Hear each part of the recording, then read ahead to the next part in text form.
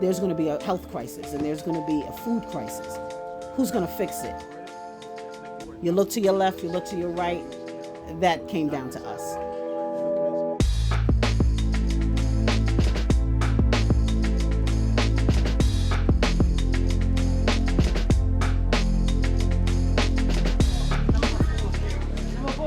All right. These are my good people. We'll be starting in a few minutes. Before the COVID-19 pandemic, an estimated 1 million New Yorkers went without food. From March to May, that number more than doubled. Some estimate that 40% more New York City residents will face food insecurity this year as a direct result of the economic fallout. So, Chef, what happens on the corner of Belmont and Watkins on Thursdays? We prepare 2,000 cooked meals Monday through Thursdays, but on Thursdays we have our fresh produce boxes where we distribute to the community. Come on, you gotta get another wheel, girl. Yeah, we're gonna fix that for you. Chef Rodney and his business partner LaToya Metters are co-founders of Collective Fare, a culinary training and catering business. When COVID-19 hit New York, they knew they needed to transform. We are located in Brownsville. It is an under-marginalized community. It's considered a food desert. When COVID struck, my partner, he said, what happens with a community that's in crisis is put into an additional crisis. So we acted immediately and we launched Meals for All BK on March 12th.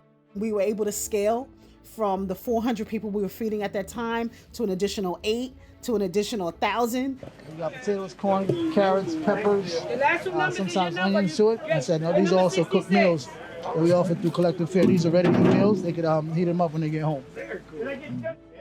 People always hear the negativity about Brownsville as far as the high murder rates, the drug activity, but there's still a good amount of people in Brownsville that's committed to make their community better.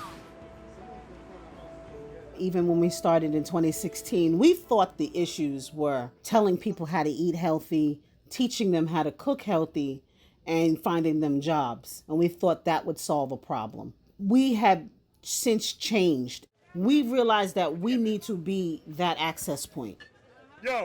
Without people like us on the ground fighting for food justice, things are not going to change in these communities. In Brownsville, you don't get to choose. You only get what is handed to you. And these are the things we need to start to fix.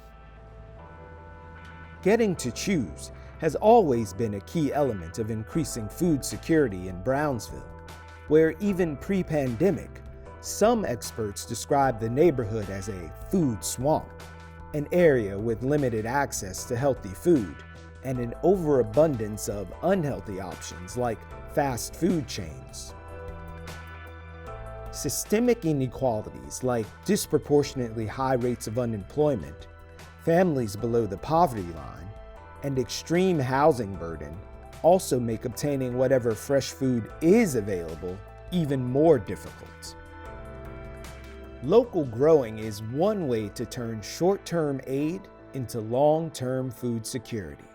And in Brownsville, I met a woman who's been doing the work long before COVID.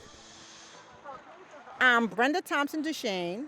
We're at Green Valley Garden, 93 New Lots Avenue in Brownsville, Brooklyn. We have 5 community gardens, 4 in Brownsville, 1 in East New York. We started in 2000 to grow for the community, 100% nutrient value, fresh and locally grown. Dirt under my nails is my tranquility. Gardening is so peaceful, it has a serenity. Ms. Brenda founded Isabahlia Ladies of Elegance Foundation 2 decades ago as part of her mission to increase access to healthy food in Brownsville. I want your family to taste the difference between the supermarket and what is really fresh. People like, that grow in Brooklyn, in Brownsville? Are you crazy? Peppers and rate too, right? We have a high rate of childhood diabetes, obesity, hypertension, cholesterol, because we're not eating properly. If we don't eat healthy, we will not be able to deal with whatever come our way. COVID come, and look how much of us have passed because our immune system was weak. Diabetes, hypertension, and obesity have all been shown to increase the risk of COVID-19. Ms. Brenda wants her neighbors to know they have other options. The nearest farmers market was in East New York. A lot of people could not have traveled to East New York Farm, so they settled for the supermarket. Once we started doing this, it was more convenient because it's in your backyard. It just looks like pale raspberry. Why do we have to wait till it's gentrified in order to get the best?